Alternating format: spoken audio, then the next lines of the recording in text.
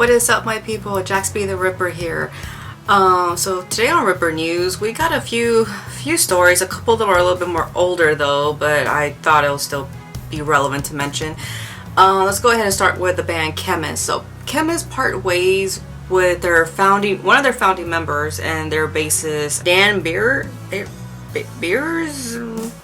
I don't know how to say that last. Anyways, they go into like basically saying that with this whole 2020 and the pandemic, they go in saying that they were re-examining their lives and they choose to proceed going on with the band without Dan. So the way they kind of made it sound a little bit in this article, it was almost like maybe he was under the influence of, a few things.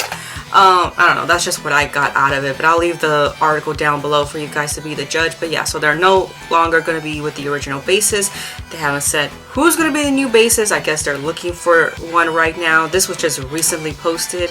LG Petrov had passed away on March 7th, and I'm barely finding this out. I'm surprised nobody on my Instagram, because I follow so many of my subscribers back and so many metalheads, nobody talked about this. So yeah, he had been dealing with cancer for the past 2 years, and he passed away March 7th at age 49 years old, which is extremely young. He was with Nihilist, with a couple other bands I just forgot, but we all mainly know him from either Nihilist or Entombed.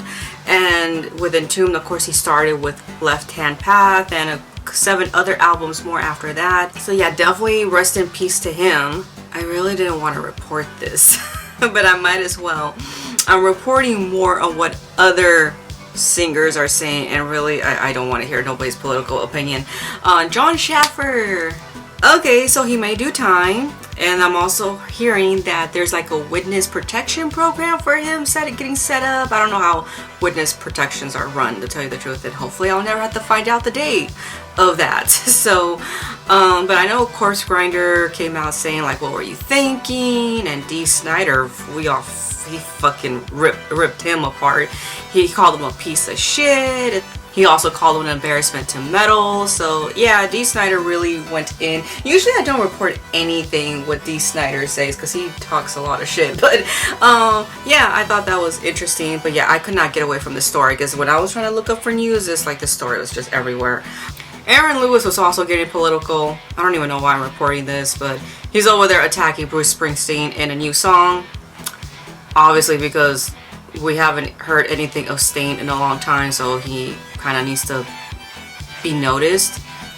So Cher met Cannibal Corpse. I know this is also like a month old news, but I just thought I'll share it because I love Cher. Apparently she booked them for her son's like birthday party. It was like a private birthday party or whatever. And apparently she's also a fan, and she told them straight out like, I was metal before you guys were metal. I could see that. It's Cher, come on. Cher is one of the few divas out there that is actually kind of open-minded. Her and Mariah Carey, they're not exactly like the most closed-minded people like a lot of people think.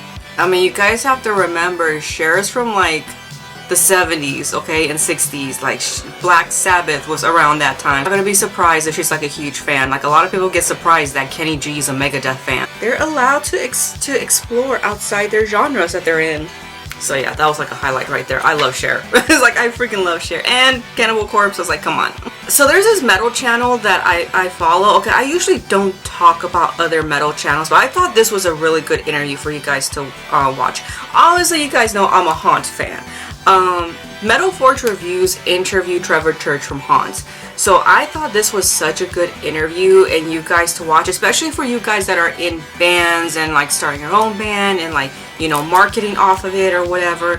He goes so in depth. You guys need to watch this interview. And I especially love, I don't know why I feel like I have to point this out, but I especially love when he talks about the t-shirts, how he wears his own t-shirts, because of course he spent a lot of money on it, because for some reason 3 years ago there was a topic started by a popular YouTuber and as well as some of my favorite YouTubers. They were talking like how weird it is to wear your own band t-shirts, especially if it has your face on it. It's like you invested in it. Like, why?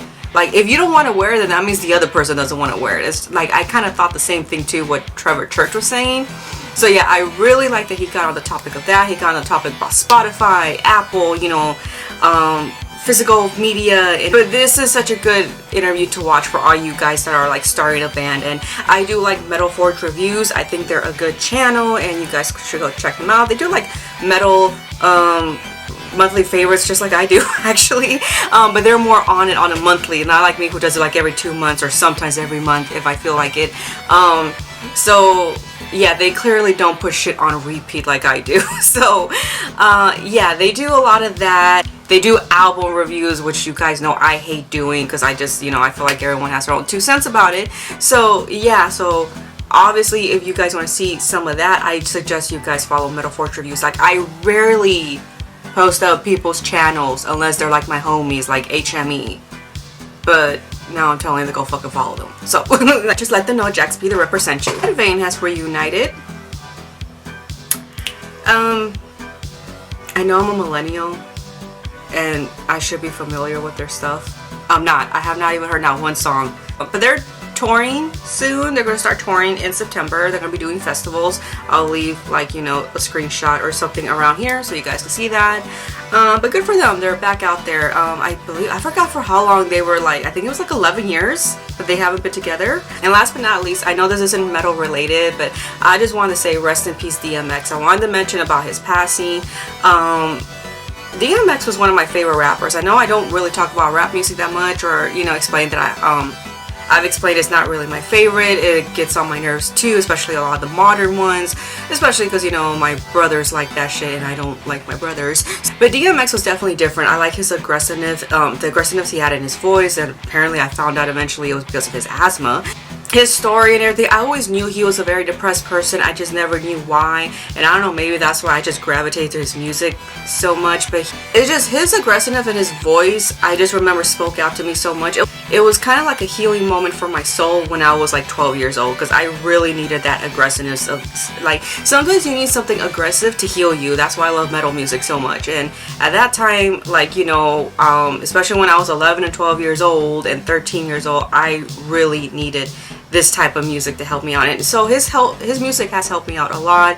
I mean, from 1999 to like I think 2005, I believe, he had like 5 albums that were all like #1 on the charts. So I mean, he is one of the greatest rappers of all time. But yeah, so rest in peace to DMX. I mean, you were one of my favorite rappers of all time, and that's very rare for me to say about anything from that type of music. You know, next to Nas and Lil Kim, they're like the only other ones I could think of that are like my favorites. So anyways, that is all I have to say. Thank you all for watching, and yeah, make sure to take care of your vaginas and have a wonderful day.